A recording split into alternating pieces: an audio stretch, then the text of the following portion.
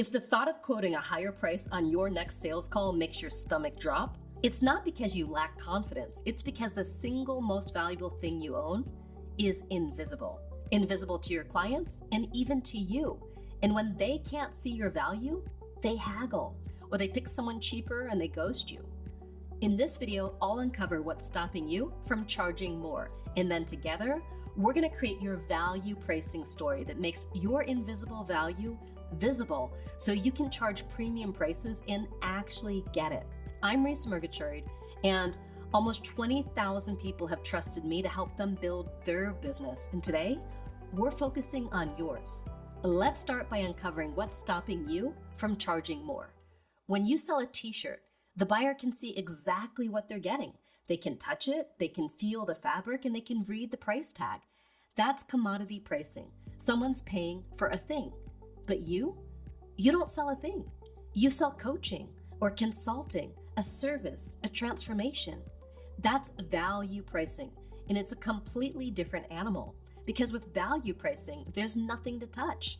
Your value is invisible. And when a buyer can't see your value, their brain quietly compares you to the cheapest thing that it can see. So you look expensive next to a $9 course, even though you're not selling a $9 course, you're selling a transformation. Warren Buffett said it best, price is what you pay, value is what you get. So the problem is never your price. The problem is that your value is invisible. So this whole video is about one thing, making the invisible visible. Because the more visible your value, the easier it is for someone to happily pay for it at prices you didn't think were possible. But you can't make your value visible with a list of features and deliverables. You need a specific kind of story. And the best example I've ever heard is the plumber story. A man calls a plumber to fix a pipe. The plumber looks around, listens for about 10 minutes, then grabs a wrench and hits the pipe 3 times. Problem solved.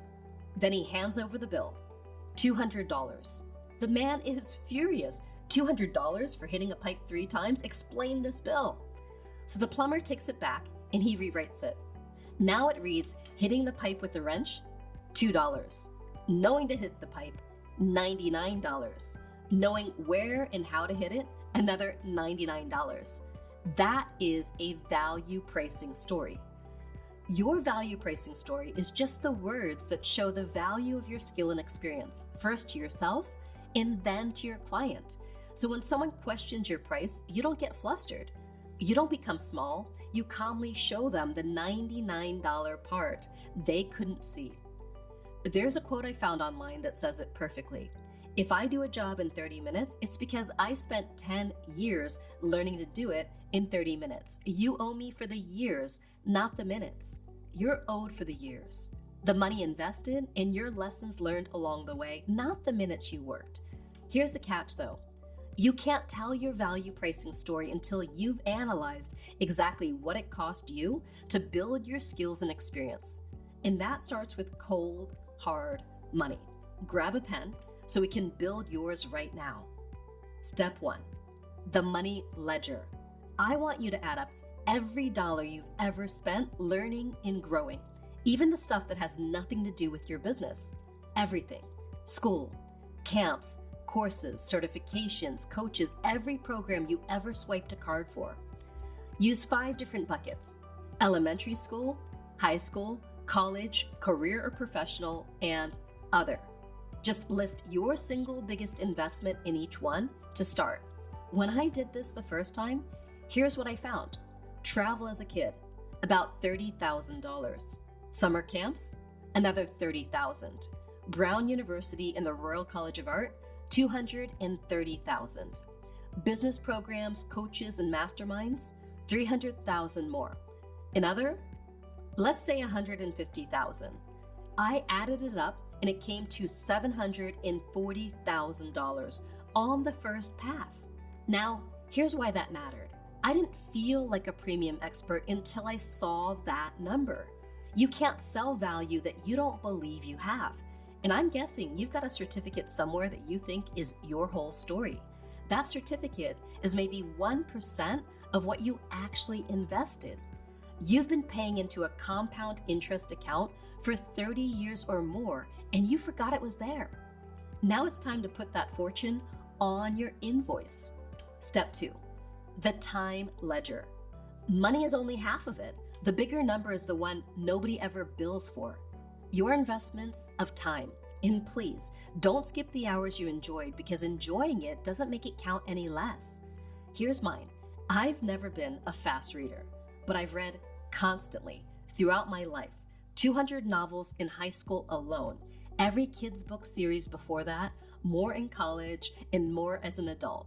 When I add it up, it's at least 10,000 hours of reading. Now, I'm not a great fiction writer, but those 10,000 hours built my mastery with words, the exact skill that lets me coach someone's messaging on the fly. That's the stuff that's invisible on a sales call and priceless the second that you're actually coaching a client. You know who understood this? Michelangelo. He said, every block of stone has a statue inside of it. I simply carved away everything that was not David. Beautiful. But almost nobody knows the next line. He said, if people knew how hard I worked to get my mastery, it wouldn't be so wonderful at all. What looked like natural genius was really 10,000 hours of hidden work. So when a client sees a 30-minute call, remember what you're really charging for. You're not charging for the minutes. You're charging for the years it took to master your craft. Money and time are your investments, and there's still more. This next one hurts the most, and it's worth even more than money and time. Step 3, stupid tax. This comes from a famous Dave Ramsey quote. Ever done something stupid and lost money? Me too. I call it stupid tax, and I've paid too much of it. Every one of us has. And here's the reframe. Your stupid tax is an asset, because every expensive mistake you made is a lesson your client now gets to skip. Let me show you mine.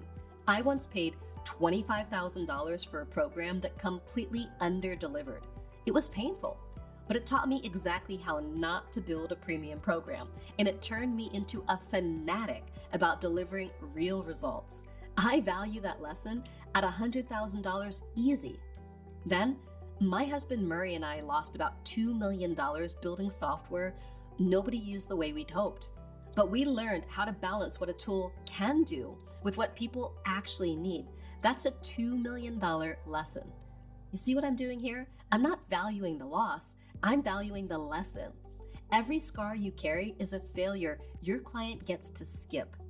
You hand the next person the safe path through the minefield that you already crossed, and that's worth real money and real time saved. So list them, the mistake, the lesson, and what that lesson is worth. All right, that's everything you invested to get good. Now for the part that proves it worked. Step 4, your proof count. Count the people you've helped, the projects you finished, even the ones that you did for free. And don't wait for the number to be big. I started with 12 web design clients, 12, worth under $100,000 total. That grew into more than 20,000 students and $50 million in sales. But it started at 12. You might start at 3, or 1, or 0. In 0, it's just a starting line, because one real result beats a fancy credential every single time. My student Arjun helped his own dad recover from a heart attack by changing his diet. That one story, real, personal, and true, was 1,000 times more credible than any nutrition certificate. You don't need a whole roster. You simply need one true result and the words to make it visible. Because proof sitting inside of a notebook, that's not a story yet. So let's turn it into one. All right, step 5, this is where it all comes together. You've got 4 piles of proof now: money, time, mistakes, and results. It's time to pull them together into your actual value pricing story. It can be 1 sentence, 1 paragraph, or longer, whatever it takes for you to own it. Just weave it together in plain words: the years, the hours, what you invested, what you learned the hard way, and who you've helped. Let me show you how this transforms someone's ability to charge a premium price. My student Gail's first draft was raw, just a brain dump of her hours and her history. But writing it did something.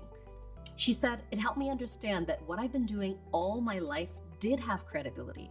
It squashed the imposter syndrome I was feeling. And then version 2 became this crisp, confident bio. I'm a master coach, and for 15 years, I've helped professional women conquer procrastination and boost their productivity. Same woman, same experience, she just made it visible. And that's why writing this down matters so much. Because when it's time to own your value out loud, you don't rise to the occasion, you fall to your level of preparation. And this story is your preparation. So write it down. And now the last step is the one that most people skip. And it's the one that changes everything. Speak it. A story sitting inside a notebook, it doesn't change your business. Saying it out loud in the moment does.